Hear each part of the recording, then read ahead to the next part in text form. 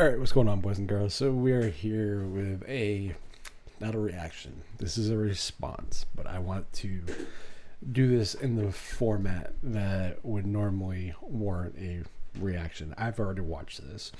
So my responses might be a little more calm, they might be a little more candid, but I do want to respond to this.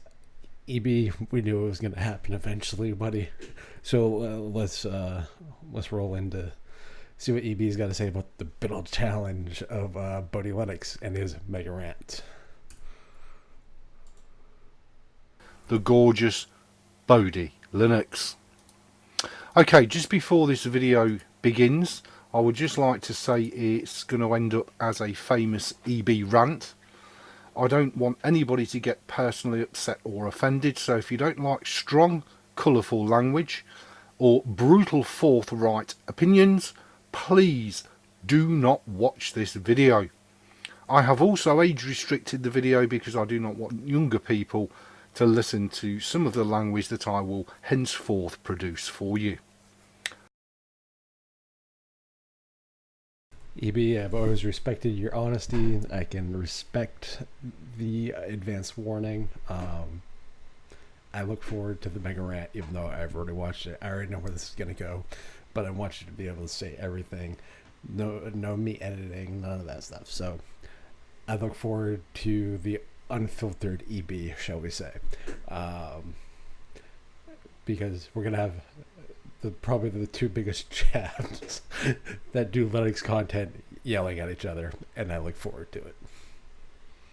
Bodhi Linux. So it was decided last week on the show that Bodhi Linux would be the distro challenge for this week.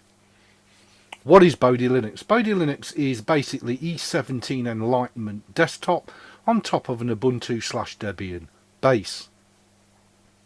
It takes me back to the days of Sneaky Linux, and Ghosty 67 and especially Run with the Dolphin will remember what I'm about to recite.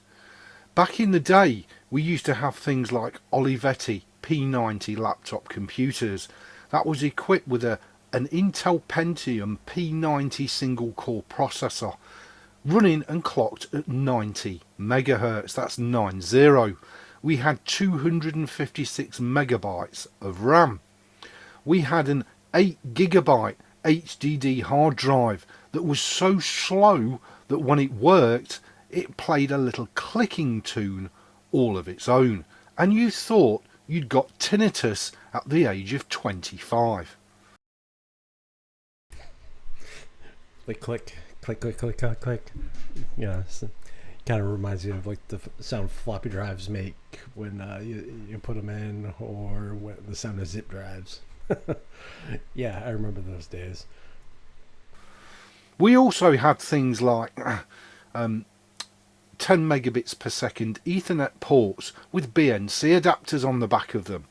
No Cat5 cables or Wi-Fi here then.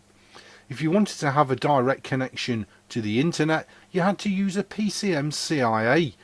Little credit card size bit of kit that you stuck in the side of your laptop, ran a little phone cable into it, and you could connect to CompuServe, AOL, or whatever your internet service. CompuServe, AOL, Prodigy. There was a bunch of them. Yeah, for those that don't know what those credit card size things, Express cards is the card equivalent, which are just those PCI MI Express cards. They're just the mini versions, essentially. Provider was of the day, all at the fabulous speed of 56k. That's 56 kilobytes. 56 kilobytes if you're lucky. Depends if you dialed into the right number or if you had the right modem, because 56.6 was high end. Did you have the 28.8 or the 14.4? You ran the gambit. It all depended on your net, the connection, and it all depended on your hardware. Needless to say, these laptops originally came with Windows 95 and latterly Windows 95 2nd edition. Let me try and give you an idea of the boot up process. Press the on key, wait for the power to come on, grab the wife and the kids, hop in the car, go and do a month's worth of food shopping, take the family for dinner, let the kids play in a park for an hour, come back home, put all the shopping away, make sure the kids are good, come back to your Olivetti laptop, and your Windows 95 was just about loaded. Although there was still hard disk drive activity. To say it was laborious is an understatement. It was horrendous. It's just the way it was back in the day. So when you discovered something like a Linux base with Enlightenment E17 on top of it, it gave you two things. It gave you a lightning fast computing experience with an absolutely gorgeous desktop environment in with which to live. It gave you breathtaking speed and decorations that Windows 95 could only fantasize about. It was a little bit like putting Claudia Schiffer into a Bugatti Veyron and saying, sit at the side of her, knock yourself out.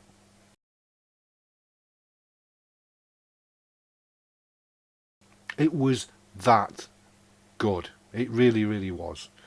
And certainly there are people in the Linux community that will remember those days with much fondness. And I'm thinking of people like Sneaky Linux, possibly Ghosty67, definitely people like Run with the Dolphin. They will totally appreciate exactly where I'm coming from. For me personally, the icing on the cake was when Sneaky Linux introduced to me via YouTube a little distribution called MacPup Linux, and it was basically a base build of Puppy Linux with Enlightenment E17 on the top of it. Now you have to bear in mind you're probably looking at the early to mid noughties when I discovered this, but originally Enlightenment E17 on a Linux base, you can go back as far as the early 2000s. It was amazing. However, once I discovered Sneaky Linux's YouTube and especially a distro called MacPup, that transformed it even further, because you see, Puppy Linux gave you two major benefits over a standard Linux distribution. Number one, it ran from RAM, so it ran quicker than wet diarrhea running down your leg after 20 pints of Guinness and a decidedly dodgy curry. Oh yeah. Even on 256 meg, it was... I'd go one further and say any meal from Taco Bell. Because you'll be shotgunning that shit out later. blistering. So it was like taking Claudia Schiffer out of the Bugatti. And the only thing blistering will be her asshole. Veyron, and sticking her and you in an F-22 Raptor. Oh yeah, it literally ripped the pit of your stomach away. Okay, so so far so good. Bodhi Linux today. Let's fast forward to 2020. This is a fork of Enlightenment E17, which is termed Mockshot as the desktop, on an Ubuntu/Debian base. I just want to give you all a final warning, because this is where the rant is going to begin. So please switch the video off right now, because this is EB clowning it up large.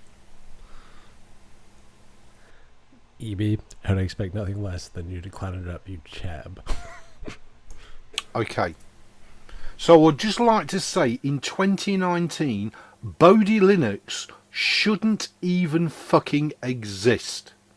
It is utterly fucking pointless.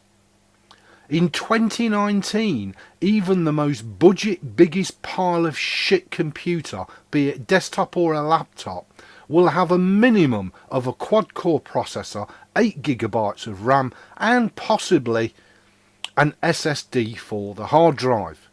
You can load any Linux distribution you like onto that configuration and it will run like wet camel shit in a hot Sahara desert. Trust me. So in 2019... Okay, so let's address this particular point. It shouldn't fucking exist in 2019/20. Depends. It's a passion project, so I'll give it that. My question is, why does Astra Linux exist? Because I already know where this video is going to go. Why does Astra Linux exist? It's another fucking spin of Debian with TWM as its window manager and shit. What do you do? How many spins of different XFCE spins that are based on Ubuntu or Debian or Red Hat or Fedora or whatever? How many different ones? Oh, hey, look, different wallpaper. I think that's a straw man fucking argument. Really, at the end of the day, these guys took something, E17, forked it, made Moksha. And yes, there's a lot of cruft with Moksha. There's a lot of outdated stuff. The nomenclature for some of the stuff is not accurate, i.e. a panel is called a shelf, a gadget. Yeah. Take your pick. There's some very early aughties stuff, as some would say. To me, I think it's disingenuous to say that it shouldn't exist. To me, Bodhi is meant for those who want 32-bit. You're not going to get an 8 gig machine. These are people who, developing third world, etc. Not every country is going to have the latest and greatest. They're not going to have the 8, what we consider entry level is not going to be entry level to them. I mean, you're talking in 2007 when the OLPC came out, the one laptop per child came out, and that thing was running on 512 megs of RAM. Non-third world, non-first world problems, whatever you want to call it, we were running 4, 8, 6, gigs of RAM. It's a difference in perspective. It's a difference in where you grow up. It's a difference on how you look at stuff. It's a difference on the goals of the project. It's different. It all depends. So I think that's a really disingenuous argument saying, oh, this shouldn't fucking exist. I got Bodhi installed on a Sony Vaio Duo with 6 gigs of RAM, and the thing takes up 200 megs on startup. 300 with Midori open, and I'll get into Midori in a minute, and a bunch of other crap installed. I think it's really disingenuous to say that, though. The one thing that Bodhi Linux, if you choose to go and have a go with it, will do is utterly fucking waste your most valuable commodity whilst you're on this earth, and that is time. It's fucking pointless. EB, and I'm going to be real with this. If you are using anything other than the tool to get your job done, it's going to waste the one valuable commodity we have on this time that we can never get back, and that is fucking time. End of story. Doesn't matter if it's Bodhi, doesn't matter if it's another spin of Debian, doesn't matter if it's another spin of Fedora, doesn't matter if you find the tool that works for you, for your situation and your commodity, your whatever, and that works, and then you're messing around with other. How much time do we waste installing distribution after distribution after distribution after distribution? We do this because we like it. We don't view it as a waste of time. So, to me, that's a disingenuous argument when, homie, you you distro hop just as much as the rest of us. You try out different distros all the fucking time. So that is a very disingenuous argument. It's not a legitimate argument. It's a point of view, and I'll give you that you're totally entitled to that point of view. But to say that there are not other distributions that do less as far as what they do that make them a distribution, and to criticize Bodhi to say that it wastes your fucking time when there are distributions that do far less and have far more is a very big disingenuous argument. So to me, I could, you can make the point, oh, what the fuck's the point in Linux Mint? What the fuck's the point in any spin of Ubuntu? Even the official flavors, Kubuntu, Lubuntu, it's all perspective. It's all on how you view it. I think what a lot of us tend to forget, because we just test out distros, we do this thing, we waste time installing distros. At the end of the day, we're not using the computer, we're waiting on the computer, if we install on Metal, to install something. How much time did you waste downloading that ISO? How much time did you wait setting up that virtual machine, waiting for it to install? Doesn't matter if it's Bodhi or any other distro. It's a disingenuous argument. There are distros that do far less and get far more. Bodhi does far more, and you're giving it a lot less credit than I think you should be. In 2000, this would have been a fantastic distribution on the levels of hardware that we had available to run it. In 2019, it's utterly fucking pointless. There's just no reason on this earth for this to exist. And again, you're saying that's pointless, there's no point to it exist, yada, yada, yada. People in the first world, or first world problems, will see it that way. You have to look at it as a passion project. Is it? Not every distro is meant for everybody. Not everything is going to be for something. You know how many distros are meant to be specialized distributions? They fit a particular niche, a particular need, a particular user. It's no different than picking that right car. I need that right shirt. I need that right tie. I need that right thing for this particular situation.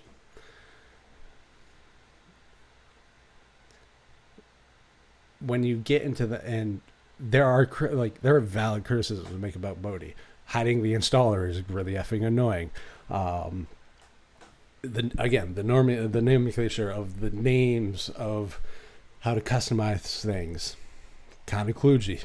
There's a lot of stuff that they can do better. Totally valid criticisms. But to sit here and say that something shouldn't exist, when there are many things, many distros that do far, far less, but we sing their praises.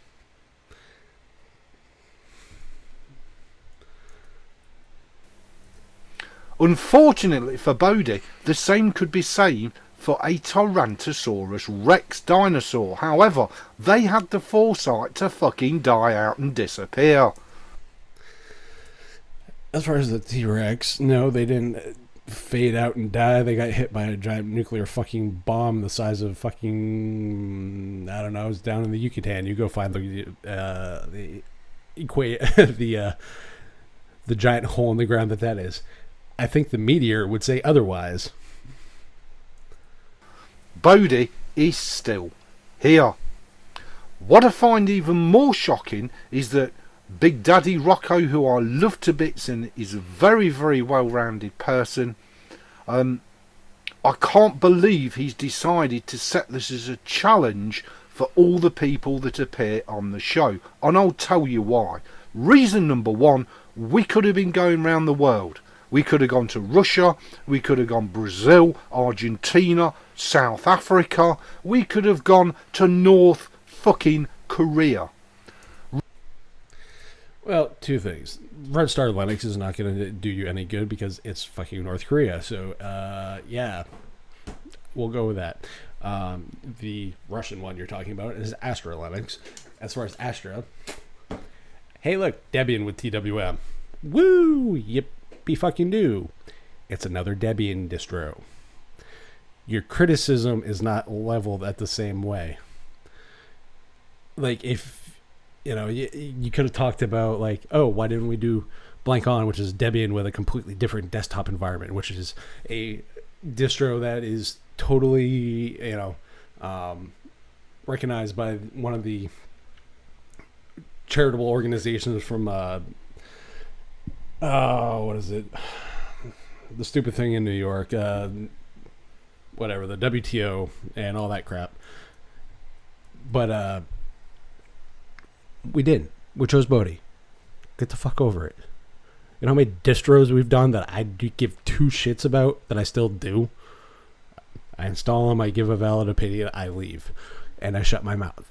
That's it.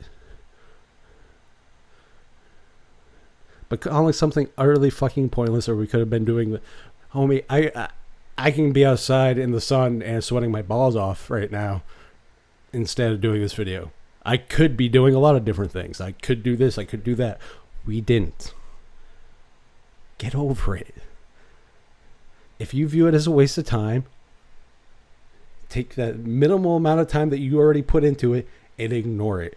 Don't go any further. You know how many distros I've done that with? Oh, didn't finish installing. You know how much I did that with OpenSUSE Tumbleweed? Oh, made it through the install. Oh, I hate this because these reasons why. And I stopped. Because I decided to stop wasting my time.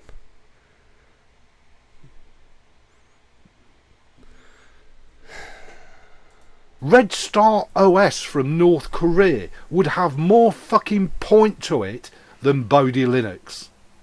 No, it wouldn't. The second thing I'm really pissed about is that come this week's show, you're going to have to sit there for over an hour listening to people who are either too young to remember the early noughties for computing or have never really had to experience an E17 Linux operating system on really old Jurassic hardware.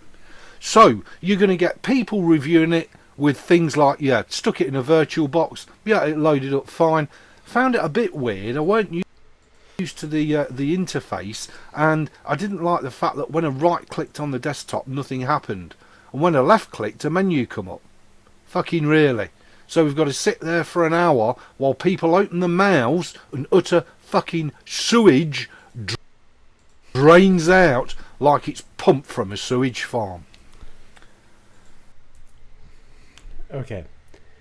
As far as that particular aspect, homie, I remember my first PC. I remember my 486, thanks.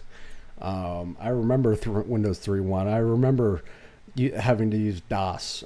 There are a lot more of us on there that remember that than what you're referring to. The difference is there are so many different perspectives that BDLL brings. New users, developers, intermediate users, programmers, power users, distro makers. It runs the gamut, and that's the point. Each one of these brings a different perspective and a different take. My take on it is Bodhi fits a specific niche and a specific need. Not for me. End of the day, totally, you can rant and rave all you want and totally get why you do. But I think a lot of your argument is really fucking disingenuous. The whole point of Bodhi, initially when it started, was here's E17, 3 applications. So if you want to make the argument that it doesn't have what you're looking for, totally get. It was meant as a clean slate with an Enlightenment-based Ubuntu. So it gave you 3 applications. It gave you Synaptic, the web browser, and I believe LeafPad, and those are the 3 applications that you got. That was it. Oh, and you had Terminal so far. Sorry, 4. And that was it, though. And you just built around that, and that was your distro, because it took out as much cruft from an application layer that it could. That's what the base install, that's what that 700 meg install file is for. The 1400 is a more complete, the 1.4 gig is a more complete version.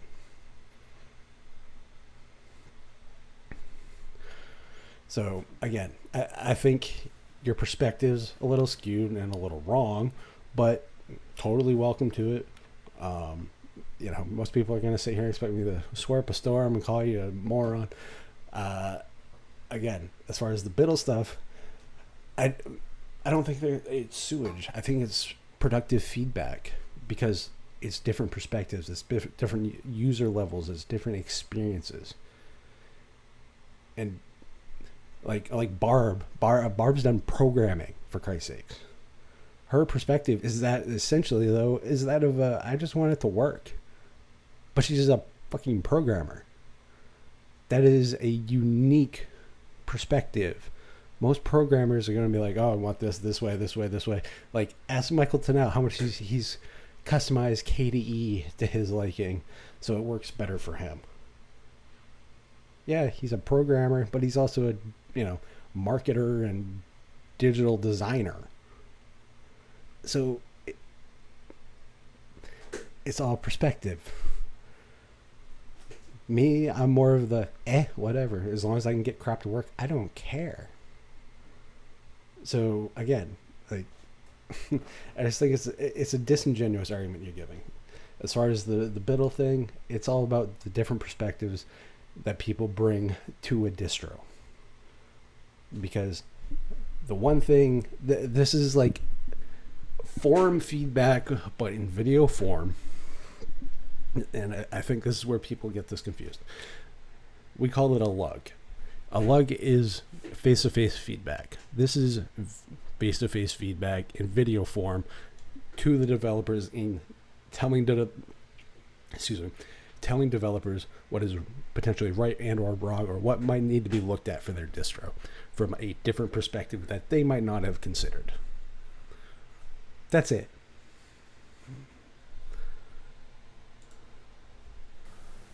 So, my honest opinion of Bodhi Linux is don't waste your fucking time. It's not worth it.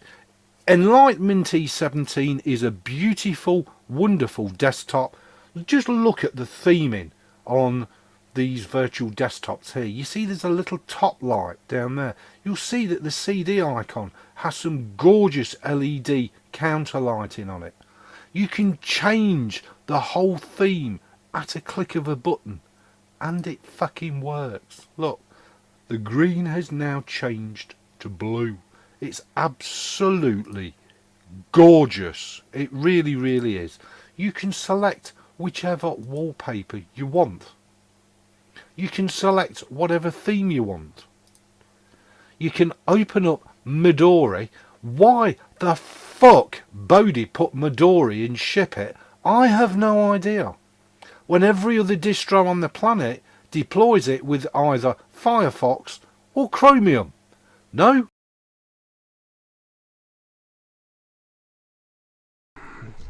They ship it with Midori because it's tied into how they install applications from the App Center or App Pack or whatever the fuck they're calling it. All those applications that come in that 1.4 gig download, that is the App Pack version. Basically, this is their version of a app install from the net. That's all. And they just use Midori more or less as the front end for the App Center, instead of having like a welcome screen or any of the other stuff. It's what they know. It's how they want to implement it. That's fine. I don't care. Sudo apt install Firefox. Hard. It's no different than going and using any operating system that comes pre-configured with anything. Windows 10, Edge. Guess what? I don't use Edge. I use Opera. Mac OS. Guess what? I don't use the default browser, which is Safari. I use Opera. Machine I'm using comes pre-configured with Firefox. Guess what? I don't use Firefox. I use Opera. It's a moot point. It's preference. Now, I'm not saying that they probably couldn't work that into Firefox or Chromium or whatever, but they chose Midori, and I'm assuming that has to do with some of the toolkit stuff too, which we can get into that. They go with fucking Midori. Well done, Bodhi. What a pile of shite that is. Though I won't disagree, but Midori has a web browser. About as good as Epiphany. You'll also notice that if you go to the home page of Bodhi, you've also got predefined themes that you can download, install and activate with a single click. And it's very, very nice. Don't get me wrong, but in 2019 it's utterly fucking pointless. I can't think of any single use case on the fucking planet where anybody in their right mind would want to use Bodhi Linux in 2019, unless you're a hardened fanboy of either Bodhi Linux, in which case great, go knock yourself out, or if you're an ardent fan of E17, and there are people out there in the community who adore their E17. In that instance, fine, no problem. The only other use case I can think for it is if you're an immortal god and have got centuries on this planet, in which case time is of no fucking issue to you whatsoever. So again, you come up with a time thing a lot, EB, and we ain't got a lot of it. You could look at any of these distros that we try and say that it doesn't work for me. It's a fucking waste of time. That's why you got years on me, buddy. I'm not gonna lie. I'm not gonna bullshit it. But the one thing I've learned with that limited time, if something ain't working for you, you cut it. You stop wasting the time on it. Bodhi didn't work for you. It's not your style. It's not your thing. Whatever reasoning, I'm not gonna say any of your reasons are wrong. I think your perspective is wrong, perhaps, and the way you view it is wrong. But I'm not saying your opinion is wrong. What I will say is, you cut where you're not gonna waste your time. If I didn't want to do any of these distro challenges, I would not bother installing any of this shit. I found the distro that works for me. I found the DE that works for me. Why the fuck am I going to go install this stuff? Because I want to give valuable feedback to users and community members and distro makers, etc. It's my way of giving back to the community. So these type of things, viewed in that light, are not a waste of time. And it's not about being, macho and all this other crap. It really boils down to, if you found what works for you, use what works for you. But don't do these challenges and don't and come to the mindset that this is a fucking waste of time, because you can say that about any of the shit that we install. Astra Linux, Debian with TWM. Hey, look, I can go and download it. It's Debian with TWM. Oh, hey, look, Canonics, Debian with KDE. Big spins. It's about what these distros bring to the table, what they don't bring to the table. It's about Do they meet a goal? Do they meet a niche? Not every distro has to be a chaos or soulless, where it's going and intentionally doing its own thing. A lot of these distros are specialized. A lot of these distros are niche. A lot of these are, very particular circle in a very particular circle kind of thing, and that's okay. But I think calling anything that we're doing a waste of time on BDLL, I think it's very, very fucking disingenuous. I think it's the wrong approach, and I'm not offended. I'm really not. It takes a lot to offend me. I'm usually the one giving offense, if anything. But really, I think your opinion is not wrong. Your approach and how you're potentially viewing it is wrong. Because if you take a line of view of the conversation on BDLL is from different perspectives from across the gamut, from distro makers to developers to app program to new users and everything in between. They're giving their take. The thing is, when we do those shows, we're never saying that these people should install it. It's a challenge to people on the community that are part of the quote-unquote lug, shall we say. And if other people decide to join in, that's on them. But the challenges that are given, those are really for the people that run that gamut, that are willing to give those opinions. Those the challenges, that's who that's for, because it brings in a whole different level of perspective. So I'm not saying your opinion's wrong. I'm just saying to do an EBism. Your head shoved up your ass right now. Turn it a little so you might be able to see some light. Give you a little different perspective on how to see stuff. But EB, I respect it. You know that. I just think in this particular case, your take, your personal opinion on it, totally valid. I just think your approach and your viewpoint are a little mixed up, and I think you just need to shift your head a little. Just my take, just my opinion. I'm not gonna play the rest of this because I already know where this goes, but you guys know what to do. Agree, disagree, rate, subscribe. Peace.